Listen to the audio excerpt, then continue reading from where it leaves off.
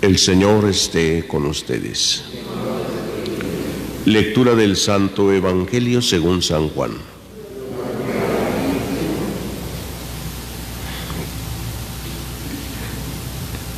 El primer día después del sábado, María Magdalena vino corriendo a la casa donde estaban Simón Pedro y el otro discípulo a quien Jesús amaba, y les dijo: se han llevado del sepulcro al Señor y no sabemos dónde lo habrán puesto.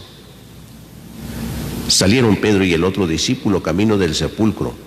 Los dos iban corriendo juntos, pero el otro discípulo corrió más aprisa que Pedro. Llegó primero al sepulcro e inclinándose miró los lienzos puestos en el suelo, pero no entró. En eso llegó también Simón Pedro, que lo venía siguiendo, y entró en el sepulcro. Contempló los lienzos puestos en el suelo y el sudario que había estado sobre la cabeza de Jesús, puesto no con los lienzos en el suelo, sino doblado en sitio aparte. Entonces entró también el otro discípulo, el que había llegado primero al sepulcro, y vio y creyó, porque hasta entonces no había entendido las Escrituras, según las cuales Jesús debía resucitar de entre los muertos. Palabra del Señor. Pueden sentarse un momentito.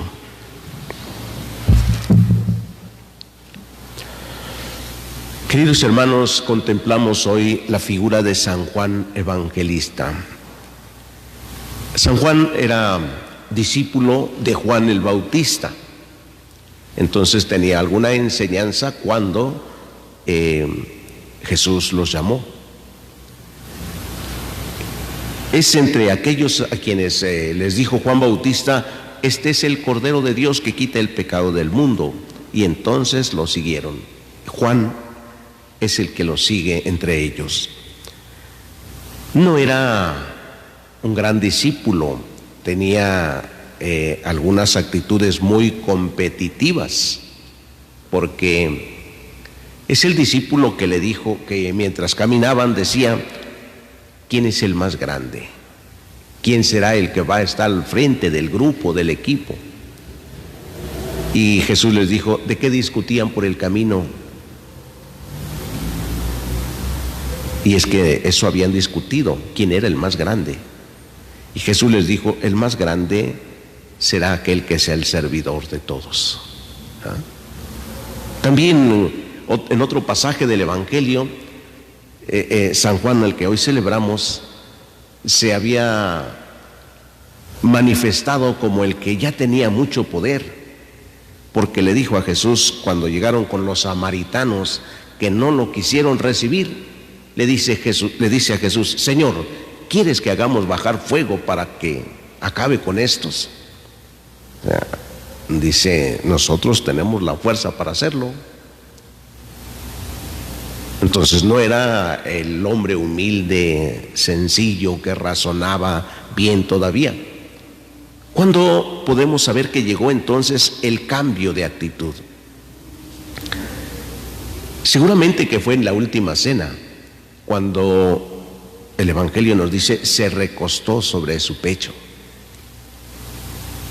Aquí hay una actitud de humildad, de reconocer que hay algo más grande en Jesús. Algo le transmitió.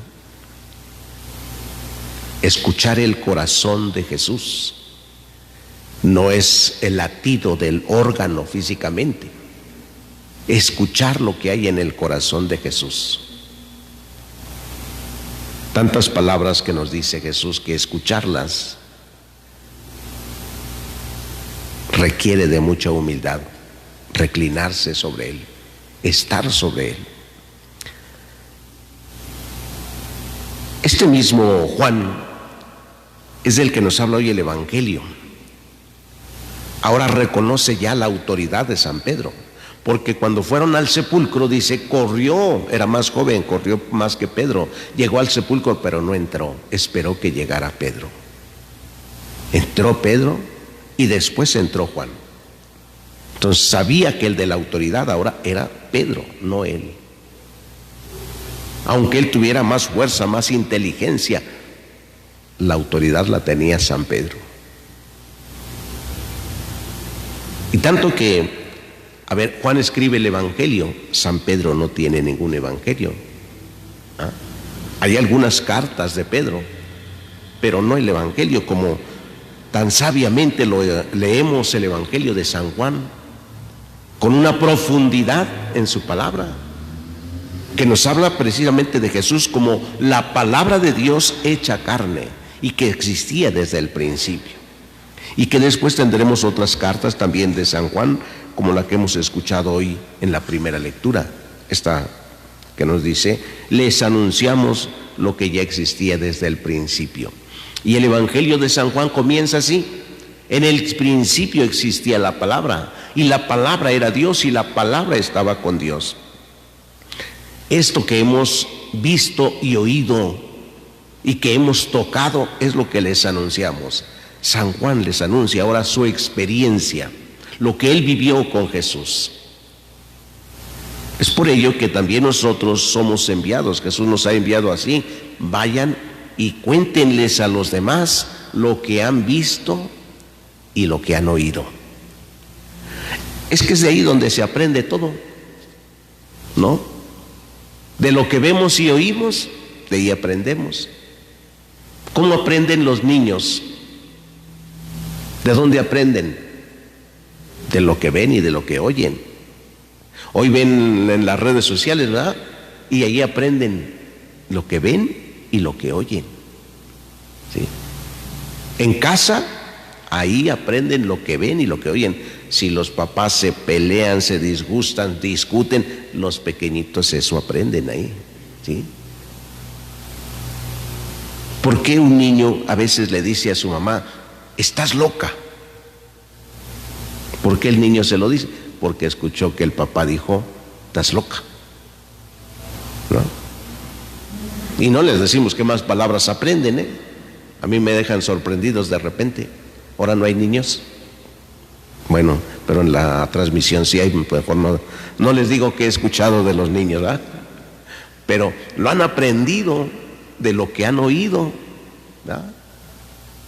Pero todos sabemos también, y a veces nos causa risa la forma de cómo los niños dicen las cosas, pero eso es lo que ven y lo que oyen. Cuando Jesús nos ha enviado: vayan, cuenten lo que han visto y oído, pero de Jesús, que contemos lo que hemos visto y oído de Él. San Juan anuncia, dice, lo que hemos visto con nuestros ojos, lo que hemos escuchado con nuestros oídos y lo que hemos tocado con nuestras manos. Eso les anunciamos. Esta vida, dice, o más bien nos referimos a la palabra de vida, y esta vida se ha hecho visible y nosotros hemos visto y somos testigos de ella. Nosotros le aplicamos aquel dicho de Santo Tomás, ¿verdad? Que también nosotros, hasta no ver, no creer. Bueno, no solamente Santo Tomás. San Juan dice, cuando entró al sepulcro, dice, vio y creyó. Porque hasta entonces no había entendido aquello de resucitar de los muertos. No había entendido. Ahora vio y creyó. No entendería entonces, pero sí creyó.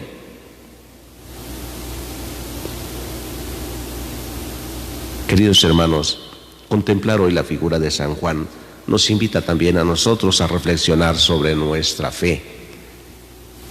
¿Qué vemos? ¿Qué oímos? ¿Cómo vemos a Dios? ¿Qué oímos de Dios?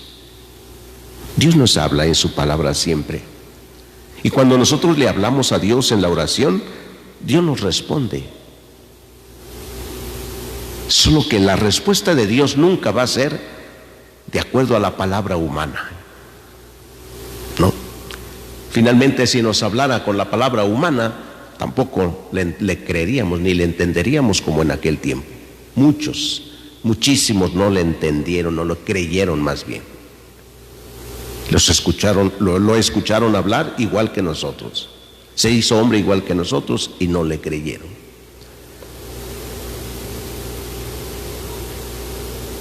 ¿cómo podría hablarnos hoy? ¿Cómo nos respondería?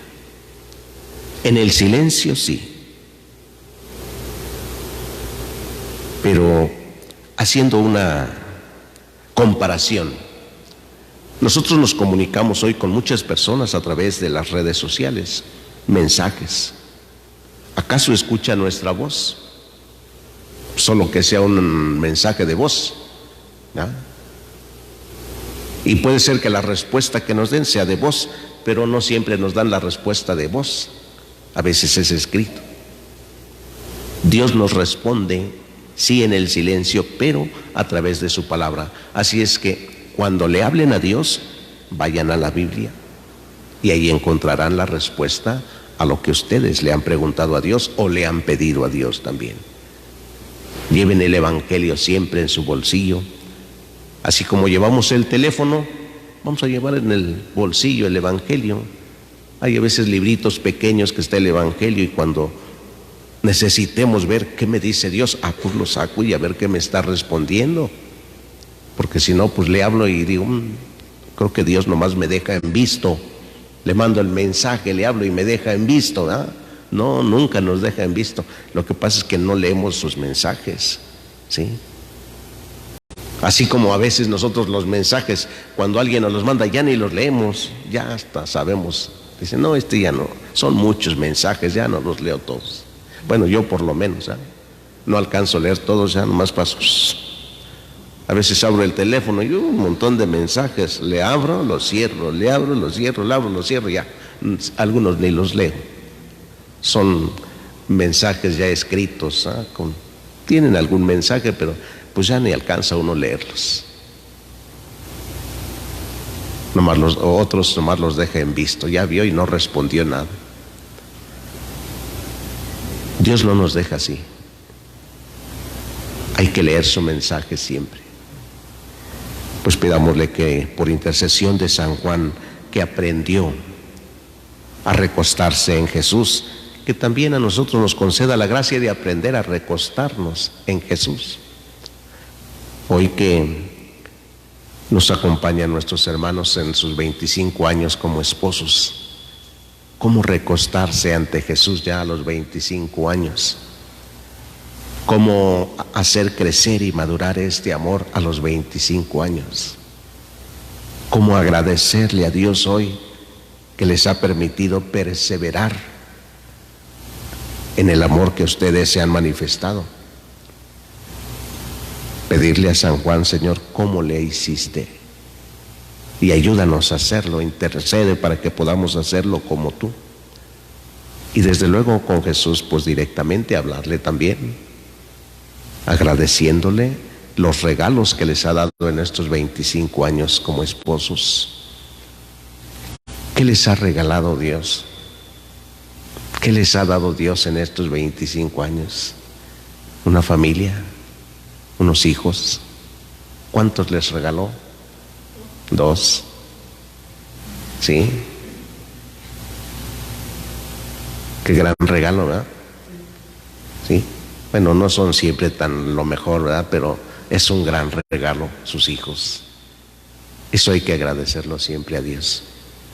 Cuando hay otros que hubieran querido tener un hijo a lo mejor, Dios no se los ha regalado. Y no porque sean malos, Dios tiene la razón por qué. Entonces hoy nos unimos en la acción de gracias por sus 25 años como esposos y pedimos a Dios que los siga fortaleciendo para que perseveren hasta el final. Pues dice Jesús que el que persevere hasta el fin se salvará. Pues pidámosle a Dios en nuestra oración de esta Eucaristía, que así sea.